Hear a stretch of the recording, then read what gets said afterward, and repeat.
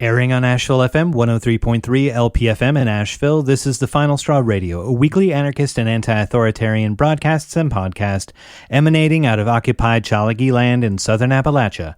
We bring you voices and perspectives from projects and struggles all around the world, and you can find our archives, transcripts, ways to follow us and support us at thefinalstrawradio.noblogs.org. The following is a recording from the 2024 Another Carolina Anarchist Bookfair in so-called Asheville, North Carolina. You can find more info and recordings from this and other years at acabookfair.noblogs.org. This is a presentation entitled All Will Be Equalized, Georgia's Freedom Seekers of the Swamps, Backwoods, and Sea Islands with Andrew Zonneveld and Modibo Kadalie. From the description. Andrew Zonneveld and Modibo Kadalie present a new book documenting 350 years of multiracial solidarity through anti-slavery activity in Georgia. And on the YouTube, you'll find audio synced up with the slideshow presentation from the book fair itself by visiting youtube.com/@thefinalstrawradio. And I hope you like it. The presentation, I'm going to give you a little disclaimer. I put the whole slideshow in one order last night, and then this morning I got up and was like, I don't want to do it like that. So I'm going to be flipping around a lot back and forth, and I'm going to try to leave a lot of time for us to talk. I'm just quick check. Is there anybody in here who's like really keen on talking about the Okefenokee? Because I know that's been an issue that people are interested in. As I saw one hand go up. So there's well, we'll talk a little bit about that issue. You'll get a little bit of the story. Are there any people here who are from Georgia or spend any amount of time in Georgia? Sweet. Okay, great. So this is for you. So I'm going to toggle like all the way through my slideshow real quick and just talk a little bit about how this project got started. So like, don't look. You're not allowed to look.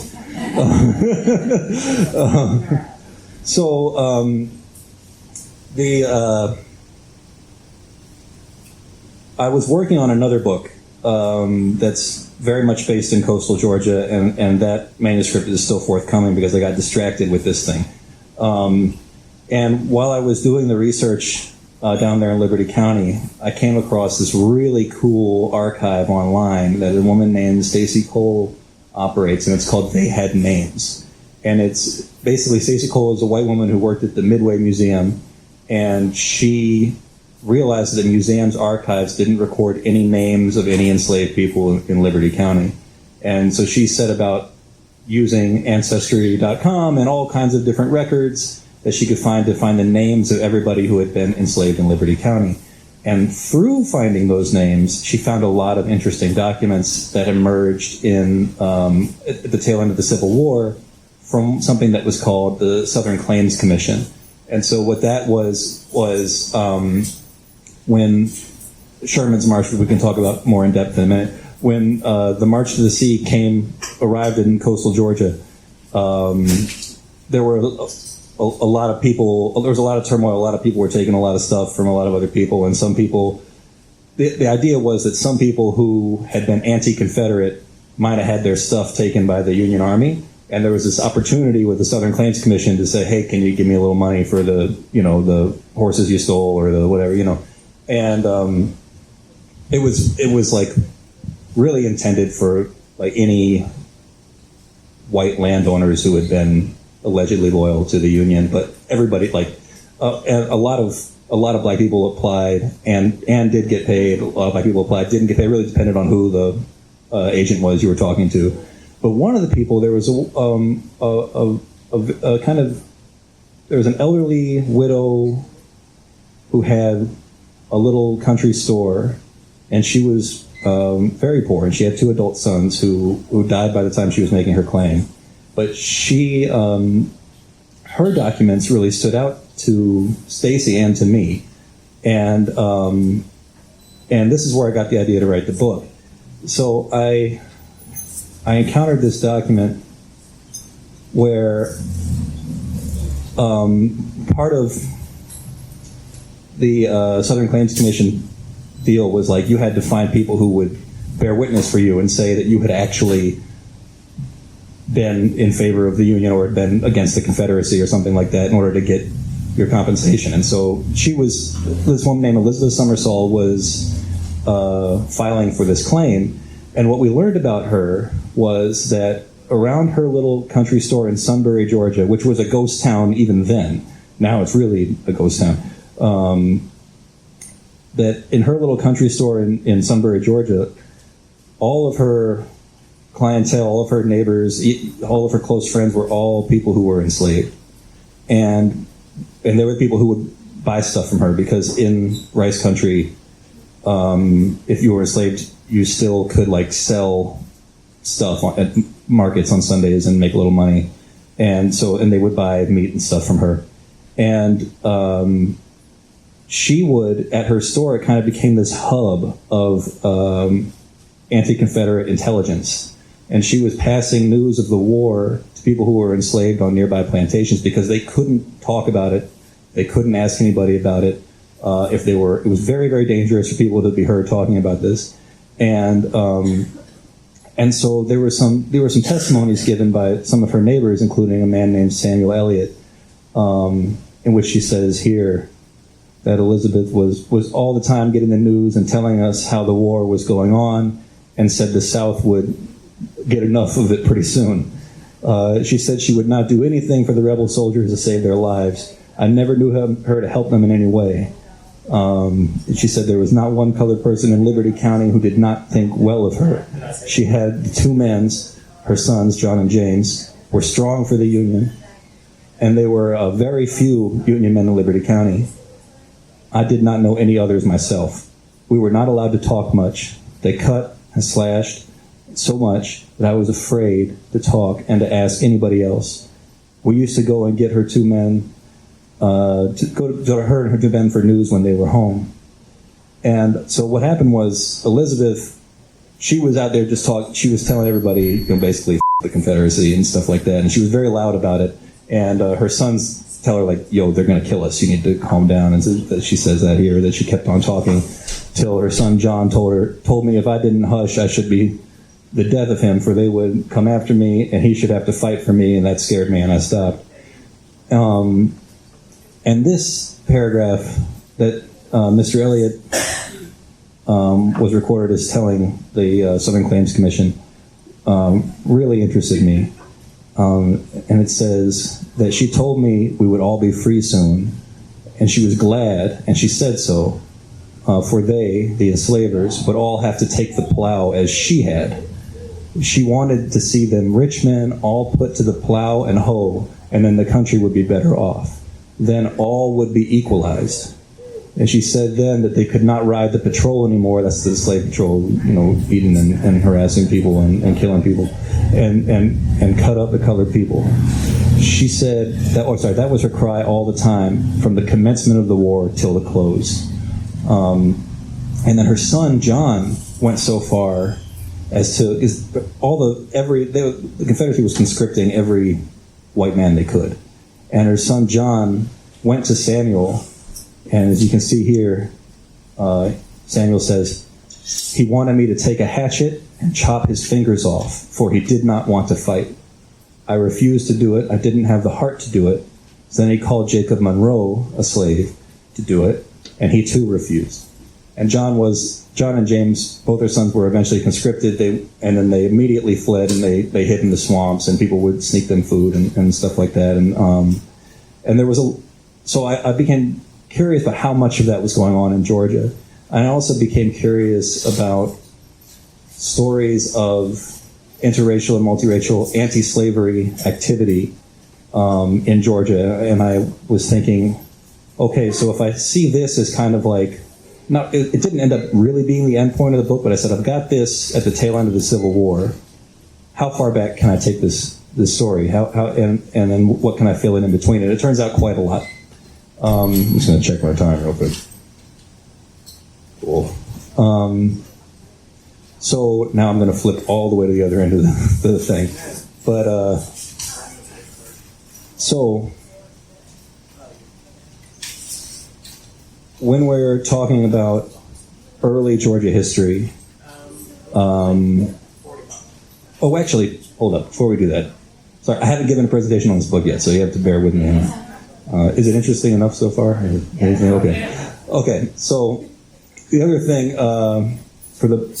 so I wanted something from that period for the book cover, and I stumbled across this image here, which was a newspaper illustration depicting a rather like chaotic, but in some ways jubilant and really just energetic scene from Savannah, Georgia, at the time where the Union was occupying Tybee Island, which is the island like right off of Savannah, for those who haven't been. Because it was an interesting image, because it's like there's clearly a lot of diversity in the picture, both in terms of class and race. But there's also like people celebrating. There's some people who look scared. There's some people who look like, hey, maybe something's happening here, and I just thought this was great. And I thought, and it's wide, so you can wrap it around. You can do the front and back cover. And so I talked to some illustrator friends of mine about colorizing this. But then when I was talking to a dear friend of mine, Julia Simoniello, who lives in Staten Island, she and I hit on this idea of redoing the image, but including freedom seekers from across Georgia's history. So you'll have, if you look at the cover image, and it's reproduced in black and white on the inside as well.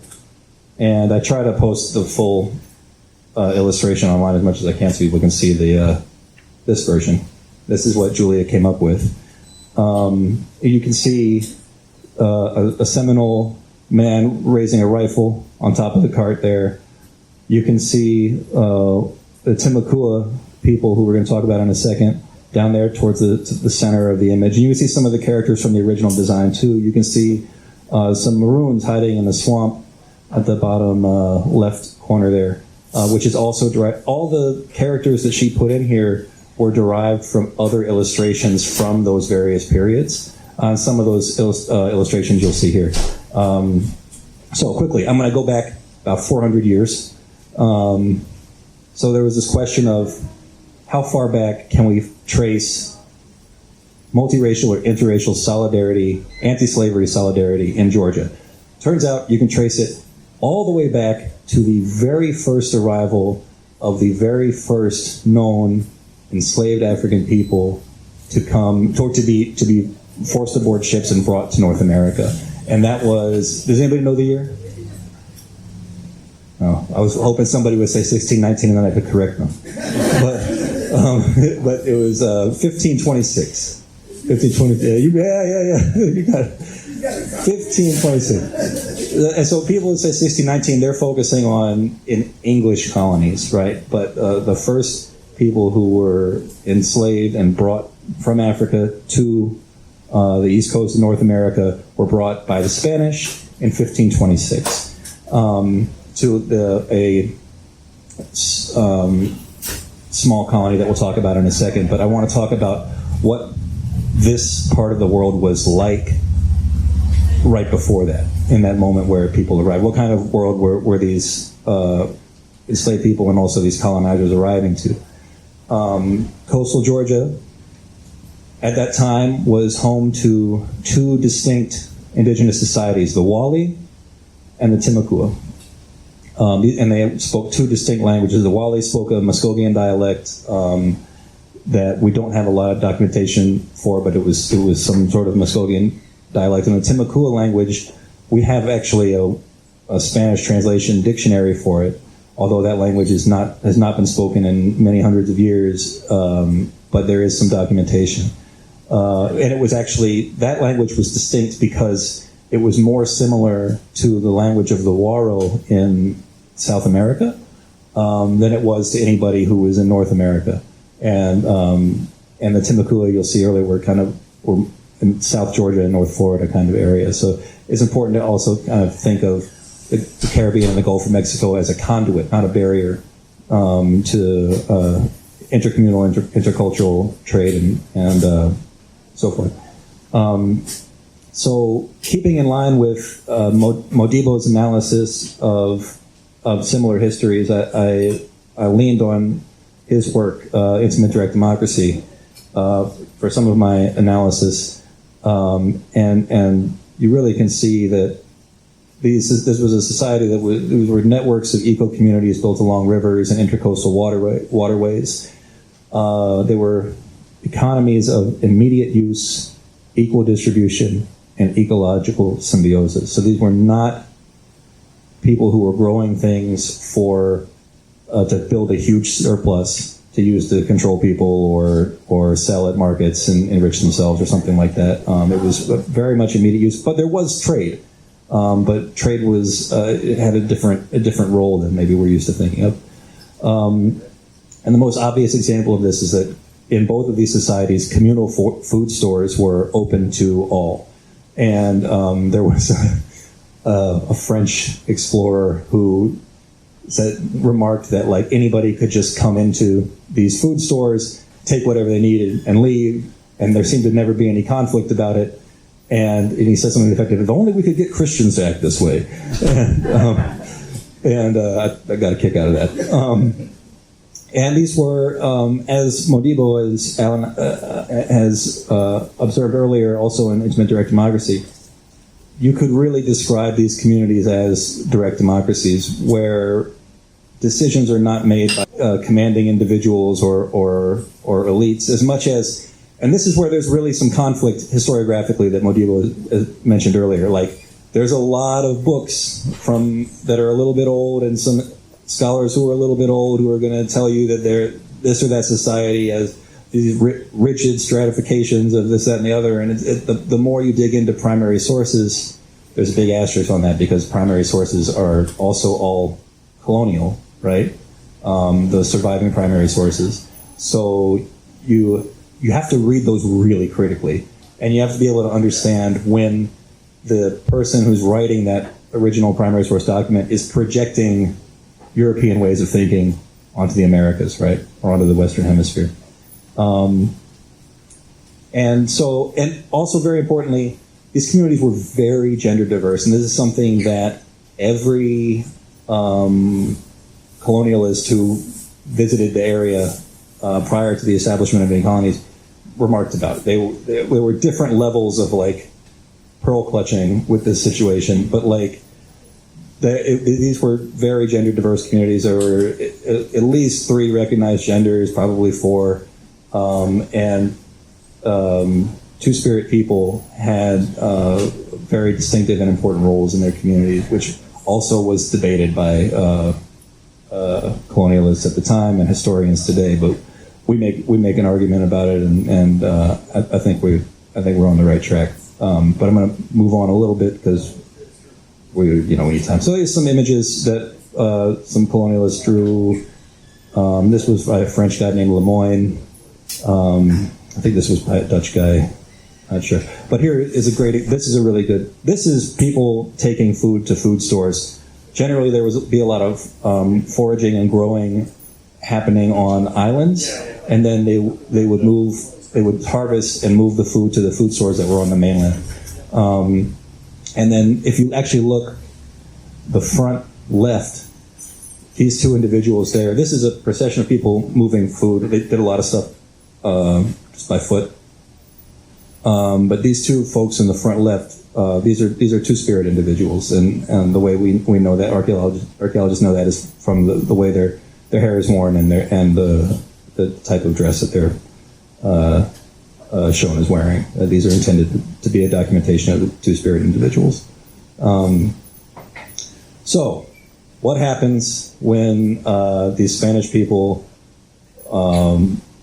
traffic enslaved African individuals into coastal Georgia? Which, by the way, somewhere, the exact site is not known, but this initial colonial attempt happened somewhere around Sapelo Sound. So if you've been in that part of the world, like over there near Sapelo Island or Harris Neck or anything like that, very significant moment in world history went down there.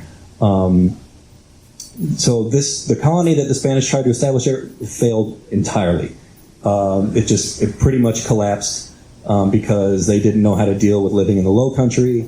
They dug wells too deep, or not wells too deep, they dug their latrines too deep and poisoned themselves. And everybody started to get really sick. And the African people saw an opportunity for self-emancipation, and they took it. And they took it, interestingly enough, and no other book, this is where I'm going to brag a little bit. If you read a book about the Wali, they'll tell you that there was an attack by the Wali at this time. If you read a book about the history of slavery, they'll tell you that there was an uprising of enslaved peoples at this time. But these things happen at the exact same time.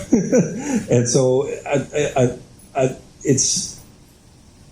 think that's significant. So it coincided this African rebellion in coastal Georgia, the first African rebellion on the eastern part of North America, and possibly North America in general, happened right there in Sapelo Sound, and was distinguished by militant solidarity from indigenous peoples. Now, the Spanish who lived fled back to Hispaniola. The Africans who were there, they had to stay because they had no way of getting back across the water. And so where did they go? Well, the pretty obvious answer is they went to one of these various, you can see the map, I don't know how good you can see it, but you can see the little dots. These are all, the dots that are around San Miguel de Guadalpe, they're all Wale communities. If you look to the south, the Timbuktu area, it's also worth noting that everywhere where you have like a city in coastal Georgia or North Florida, these were all sites where indigenous people had cities. So like Siloy, right? That's where St. Augustine is now, you know. Takatakuru is Cumberland Island. So if you've been to Cumberland Island, you might have seen some references to that in the museum that they have there. So anyway, this totally embarrassing attempt at initial colonial thrust into North America fails for the Spanish, but they're a very tenacious bunch and they keep coming back. The Wale, by the way, are ancestors of the Yamasee. So if I don't get a chance to mention that earlier, mention it later, I'll mention it. So then you have the Spanish mission system comes up. I'm just going to kind of briefly go through this, but this was a really cool map I found that's also reproduced in the book. Very hard to see probably for you in terms of the reading, but I was pleased that in the book, if you put your face real close, you can read it pretty nicely. All of these things here are Spanish missions or indigenous towns, and there's a lot of them. And the missions were basically also in the towns. So just the mission had its own name, and the town had a different name. And the way the mission system was basically an attempt to use religious conversion to kind of undermine indigenous economic and political life. It was super insidious. I go into it in the book a little bit. It's an interesting subject. If you haven't read about the Spanish missions, and they extended from Florida through coastal Georgia into the Carolinas. It's super worth reading about, and we get into it in the book. And if you look at the footnotes, there's more books that you can get into if you're interested in that kind of stuff. Wale Revolt. So there is a series of indigenous revolts that happen, and these things are so important because these are revolts that are happening specifically because these indigenous people are concerned about being enslaved. And why are they concerned about being enslaved?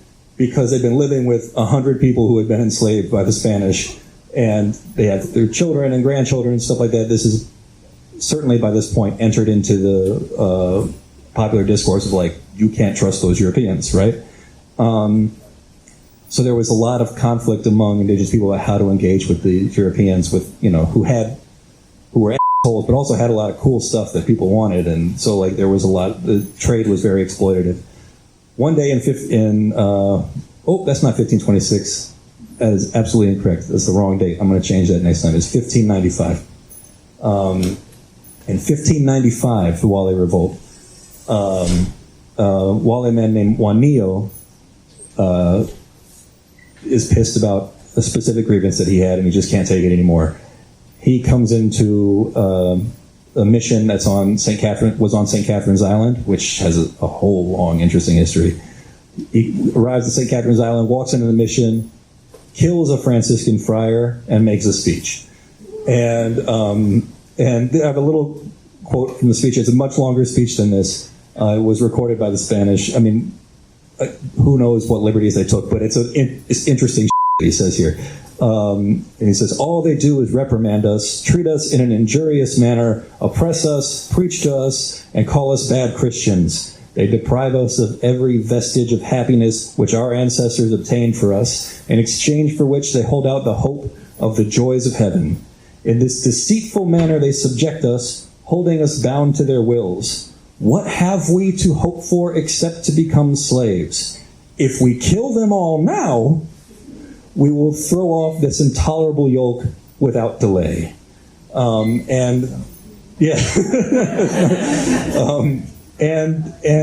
went to work, and the Spanish ran for their lives, and they fled the area for about 6 years, and they came back and like, we promise we'll be really good this time, and like they kind of eased their way back in. They're a very sneaky bunch. I don't have a picture for this one. Timbuktu revolt happens like 60 years later. This was really like a general strike that followed the forced relocation and really the ethnic cleansing of all the Timbuktu communities surrounding and inside the Okefenokee Swamp. This revolt failed because Timbuktu were really, they needed some assistance from the Appalachee, which was not forthcoming because there was some bad blood there. I go into it in the book. English colonialism comes around. I apologize for not giving a content warning here because this is a disturbing image, but and basically when English colonialism goes down, the slavery, the Atlantic slave system comes full force into the eastern coast of North America, and the most significant event where that's concerned for the region we're talking about is the establishment of Charleston, it's from there on you have this power struggle between the English and the Spanish over control of this part of North America. And in the midst of that power struggle, the English were trafficking millions and millions and millions of people. And I mean, it's in total 12 million now. A lot of those were trafficked to Brazil, but what was becoming rice country, and rice was the cash crop of the region. They were targeting specifically people who knew how to grow rice, and they were appropriating this African science and technology forcibly in the Carolinas, and then eventually in Georgia. And this is a famous image many of you have probably seen of depicting rice production in the colonial South, or this might actually be closer to the pre-Civil War period, but yeah. So there's a problem for the English, which is that the Spanish hate them and don't want them on the continent, and everybody, and a lot of people who are being enslaved in the Carolina colony are finding this out and are very astutely making use of this competition, and they're fleeing south to Florida. And in such number, and the thing, there's a big difference between Spanish colonialism and English colonialism in this region, which is the Spanish were not creating agricultural colonies. They were there to exploit relationships with indigenous people and do some kind of extraction and just hold down this kind of strategically valuable part of the world that was like important for them on getting their treasure fleets back to Europe. The English were very much intending they wanted indigenous people to die, and they wanted to take their land, and they wanted to use enslaved labor to cultivate cash crops so that they could sell it on a market. But because enslaved people knew about the conflict with the Spanish, they would flee often south across the Spanish lines, basically. And the Spaniards there weren't enough Spanish people there to police this at all, and so they didn't really try. And eventually formerly enslaved people, self-emancipated people, established Fort Mose, which Modibo writes eloquently about in this book, in the second half of this book. And if you haven't read this book, Fort Mose is considered the first legally recognized free African community in North America. And there's a museum on the site that you can visit today, and just outside of St. Augustine. I really recommend that you do, because that museum, as Modibo can attest to, is really the product of local activism there, and it's a significant place. So some asshole named Oglethorpe, he's like, he approaches the crown with an idea. He's like, I got these guys, some trustees, and some rich people like me, who we think we should have another colony. And we think the way that to solve this problem of maroonage or people, the people escaping slavery, the way to solve this problem is simply to create a new colony between the two. And in that colony, we'll have no slavery. And this has misled people into thinking that Oglethorpe was some kind of a progressive. He's not. The reason why he's saying there will be no slavery in this colony called Georgia is because he wants to create like a whites-only buffer zone where you could basically, people would just be on the lookout for anybody who was black escaping slavery and heading south, right? And also they could establish some military outposts like Fort Frederica on St. Simon's Island, and from where they could launch attacks against the Spanish, which they do, and they eventually destroy the first Fort Mose, and they rebuild it, and then that's a whole other story, which is in this book, and you should buy it. So what were they going to do? These landowners don't want to work, right? So where are they going to get their coerced, cheap, or free labor? Well, it just so happens in Great Britain, there's this thing going on called the enclosure of the commons, and there's a lot of landless working people who have no land to work on and are very poor and are coming to London and having not a great time, getting into debt, getting thrown in prison. And Oglethorpe's like, ship them over here. And so they ship over a bunch of what they call indentured servants, but they were going to be agricultural workers. And it's a bad scene. About a quarter of them die in the first year after founding Savannah. And then a lot of others, again, escape into the same swamps and backwoods that enslaved people from the Carolinas were escaping into. The book, there's a lot of people escaping into swamps and backwoods. That's pretty much the theme of the book. A lot of people go into the swamps and backwoods, and what do they do when they're in there? It's interesting stuff. So that plan doesn't work out. All the people who've been granted land in Georgia, they protest, and they're like, we want to be rich like those planters in South Carolina.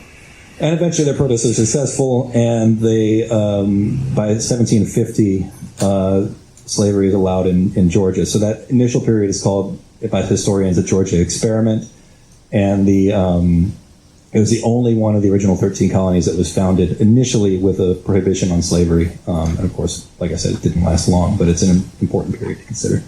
There's a illustration of Savannah while it was being constructed, which was being sent to the trustees in Britain. So what are people doing when they're escaping into the swamps and backwoods of Georgia? And you don't have to read this stuff I put it really there for me, but you can read it if you want. But if I don't have something to guide me, I just fuck up. So as the Georgia colony and slavery expand, African runaways, self-exiled crackers. That was a name that came to be that white people who ran away from colonial society came to be called crackers, and they were really considered an undesirable caste of white people, and were hated very staunchly by the landowning class and various rulers, and surviving communities of Muskogean-speaking peoples. They all encountered each other in Georgia's swamps and backwoods, and there were plenty of venues in this period of time for the expression of interracial solidarity, including, of course, illegal activities. So they would often get together and raid plantations, raid trade routes, or engage in piracy on the high seas. And piracy at this period this is coinciding with that golden age of piracy, Pirates of the Caribbean, all that kind of stuff. This is that period, and it's really interesting. Pirate ships are really fascinating. If you haven't had a chance to read Marcus Rediker's book called Villains of All Nations, and you're at all interested in pirates, you have to read that book. It's really freaking cool. And pirates. There were a lot of freedom-seeking people went to become pirates, and the term "a short life but a merry one" is an apt description. It was very dangerous work, but it was people who didn't have a lot of options, just trying to live free for as long as they could. Jail is another venue where interracial solidarity took place. Savannah Jail, they couldn't really segregate their population. They just, for some reason, didn't have the ability. And so people would break out of jail together and stuff like that. But in the woods, the important takeaway is freedom seekers formed multiracial communities of resistance in which everyone participated in decision-making, and leaders, where they existed, generally held no coercive authority. And a lot of these places, what we learned from Modibo's book about the Miko system in Muskogean societies, there's really interesting parallels in Seminole communities and also on pirate ships. It's like authority and anti-authority worked kind of the same way. So I don't want to take up too much time, so I'm going to have to kind of move along. Here's some Maroons in the swamp. Here's some crackers in the woods. Here's some pirates doing their directly democratic pirate council. It's literally what the name of this illustration was, the Pirate Council. And so that was cool. Found that. Things I'm skipping over. 1776, a lot of stuff happens. Most importantly, the Black Loyalists. These were people who sought freedom behind British lines and were relocated to Nova Scotia. Very, very important. Same exact damn thing happens in 1812, except it's even more people, and a lot of them leave from Cumberland Island on the Georgia coast. We talk about that in the book. So we're going to keep going. Seminole War. So after U.S. becomes a thing, there's basically, Andrew Jackson is trying to help expand he wants Florida, basically. And they're having this problem still with Seminoles. By the way, Seminoles, the word Seminole, and are people generally familiar with the word maroon? We know that maroon? Seminole comes from the exact same root. So maroon comes from Cimarron, right? Which was a kind of a Spanish appropriation of a Taino word, which there's arguments over the definition, but one of the definitions I like is that it means flight of an arrow, and that's a very common one, and that it's used to refer to people who are fleeing to freedom. Seminole, if you live at Cimarron, Seminole, it's the same. It's basically the same slur that they're using to refer to freedom-speaking people, or freedom-seeking people. And Seminoles, the term Seminole was used by the Spanish in Florida this time to refer to these groups of people who were they were black, they were indigenous, and there were some white people there, and they were. It was kind of a catch-all term, and the U.S. even recognized this. And Andrew Jackson, when he does this campaign of attacking these various Maroon and Seminole communities in North Florida, he explicitly says to attack anyone regardless of color, and it's very interesting. And there's a great story I really like in the book about some Scottish pirates named Arbuthnot and Ambrister, and some terrible shit happens to them. But it's anyway, it's worth talking about. I could go all day on this particular battle of Old Swanee-town, but one of the communities that we're talking about is technically outside of Georgia, but it was known as Old Swanee-town. It's right there on the map. They fought Andrew Jackson and suffered losses, but fled into the Okefenokee Swamp, where they lived on Floyd's Island. I met somebody earlier today who had just camped at Floyd's Island, and so if you go to Okefenokee and you camp at Floyd's Island, you should know it's kind of hallowed ground. This was a tremendous history of resistance took place there. This is a nice painting I like. I think this is actually painted by a Marine or something, but it's like the Seminole War. for a while I didn't like the fact that there was a flamingo, because I was like, there's no flamingos in North Florida. Now there are flamingos in North Florida now, thanks to climate change. I'm going to skip Jacksonian democracy. Basically, this was an attempt to offer the vote to poor white people as an attempt to reel them in to the U.S. statecraft, which we go into in depth in the book as well. And I'd already talked about the Civil War. So I'll give one more quote. This guy, Jesse Wade, from the Civil War. And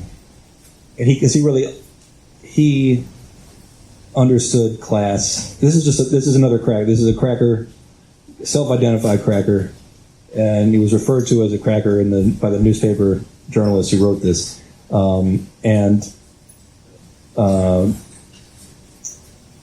He was just talking about the Civil War in class terms, and he said the rebel army treated. I'm going to try to do this with it. I'm looking at it. I'm like, I'm going to have to do an accent here, and I'm going to try to get my Georgia out. I'm going to have to bear with me. The rebel army treated us heaps worse than Sherman did. I refugee, left everything care of my wife. I had 4 bales of cotton, and the Rebs burnt the last bale. I had hogs and a mule and a horse, and they took all. They didn't leave my wife near a bed quilt.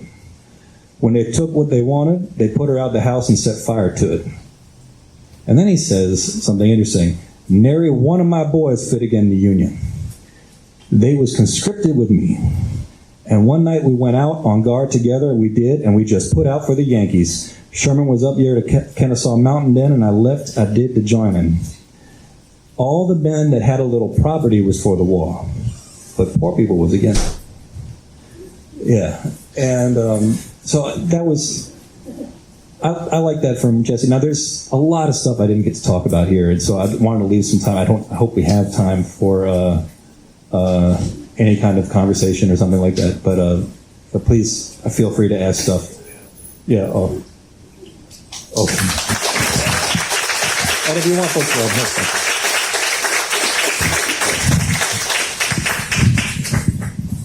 this is a concrete example, several examples of how racial solidarity existed as the people resisted American invasion. America never was democratic. I mean, that's just bullshit. These people were democratic. And America co-opted everything they had, took everything they had, and then perpetrated themselves and project themselves throughout the world as a democratic society. So what we're trying to do is bring a new perspective to this. Most of the stuff that's taught in the school now is from the perspective of the American nation state as a civilizer of the world. And they are really retrograde. They really are bringing barbarity and killing and stuff throughout the world. And what Andrew has done, which I appreciate, is he's taken these examples and showed at the very beginning. They wasn't doing it then. The people were solid. There was no Jim Crow. I mean, a cracker in the woods, he was running too. And during that time, people were... There was no Jim Crow. at one point. No, there was none. Yeah, there was Jim Crow there, but the people are writing from the perspective of Jim Crow now. And they interpret this stuff as if there was Jim Crow. Yeah, sure. So I think we talked about this before, Modibo, and you correct me if I'm wrong. But what you've often said is people project Jim Crow further into the past than the actual Jim Crow period, just in our way that we understand. So oftentimes when we look at history, we assume if we look back in history, we're going to see, basically worse and worse racism. We're going to see another version of Jim Crow further back in history. But in these times in which ideas of what we understand as race and now are not really solidified in this earlier period, you find a lot more solidarity than you might expect. Is that what you're saying? Yeah. Oh, and on Jim Crow, just quickly, the actual Jim Crow period, in the book, we make a case that this was, in my opinion, one of the most successful propaganda campaigns ever perpetrated on Earth. It's really horrific, because the question comes up, if there's all this solidarity, what happened, right?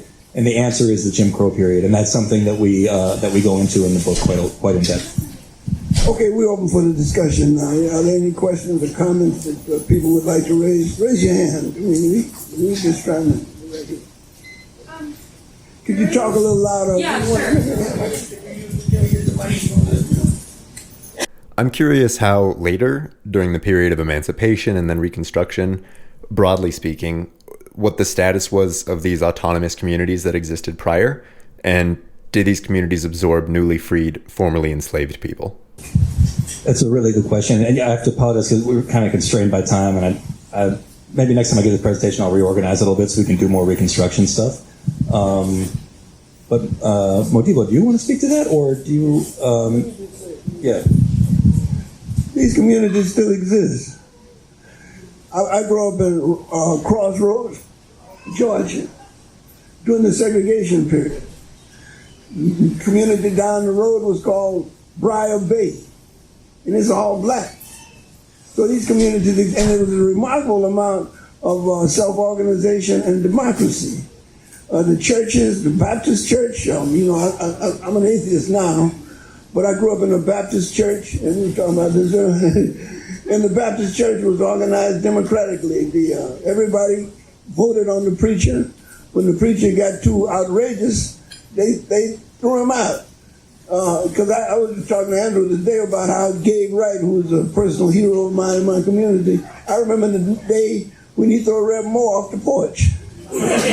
You know, Rev Moore was talking about, I'm ordained by God. And Gabe Wright said, no, this congregation called you, and now we're voting again, and we're voting you out. You know, but all kinds of, even the PTA was democratic. But as time went on, they were eroded. I call it state creep. It was eroded, and even under your feet, you see it disappearing. And re-emerging some other place, but you see it disappearing.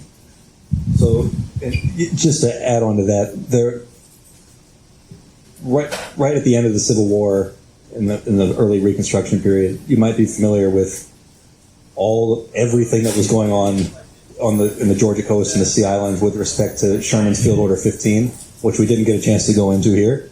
But essentially, the Field Order 15 provided that 30 miles from the coast was going to be essentially a reservation in which former plantation lands were divided up among formerly enslaved people. Now, formerly enslaved people were already dividing those lands among themselves with this kind of revolutionary moment that's happening at the end of the Civil War. It's a very important distinction to make. And they're forming communities, which still exist now. So Briar Bay is one of those, so the great example of Briar Bay, which you talk about all the time, is that there's a rice plantation there that was owned by a white family called the LeContes. And if you go to Briar Bay today, and you'll see mailboxes, black families, up and down the road that say LeConte on the mailboxes, right? They are still living on land that they won through struggle at the end of the Civil War. And that's something that we go into the book, and that specific example is the subject of a forthcoming work that we're putting together. Yeah, I know that we're short on time. Is there anybody else who wants to ask anything?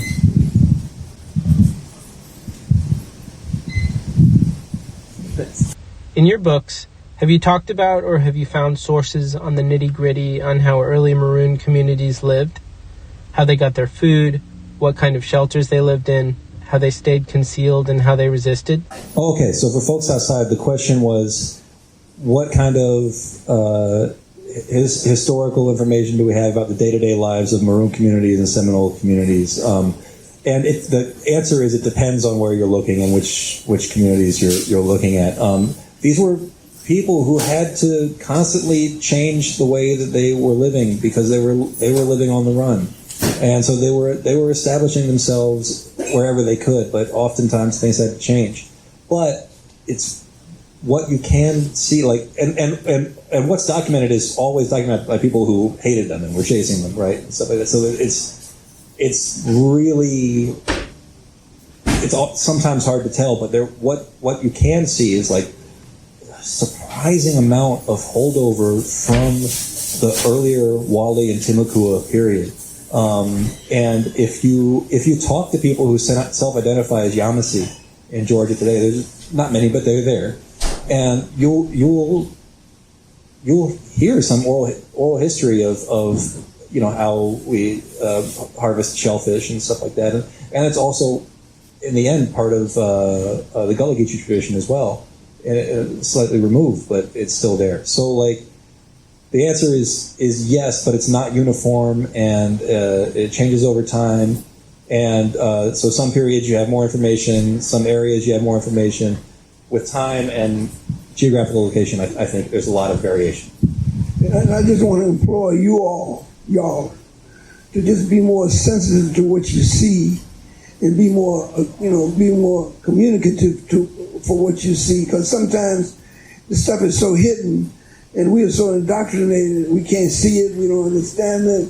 And that's what we're trying to do. We're trying to get people to be sensitive to this kind of thing, because it's right here. It's right here. It's not like some remote way past thing in the distant past. And it's right here on our feet even, because when there's a crisis, say there's an ecological crisis. If you ever been in a flood or been in a place where there's a fire or something like that, people come together. It's almost like a reflex. They come together and they serve one another. Even the assholes, they carry water too. Yeah, they carry water.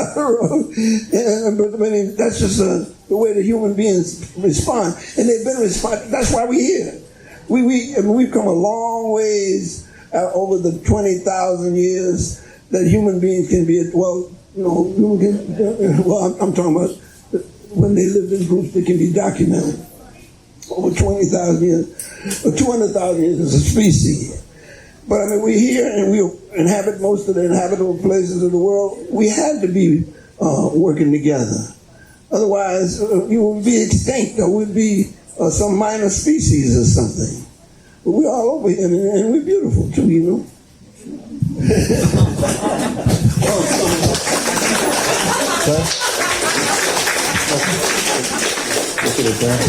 Okay, we should adjourn. And if you want to pick up any books, we'll just be right over here to our left. Oh, sorry, what? Oh yeah. Each of those books are different prices. My book is $25.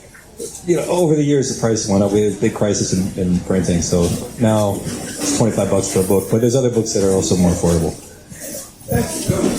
Oh, thank you very much.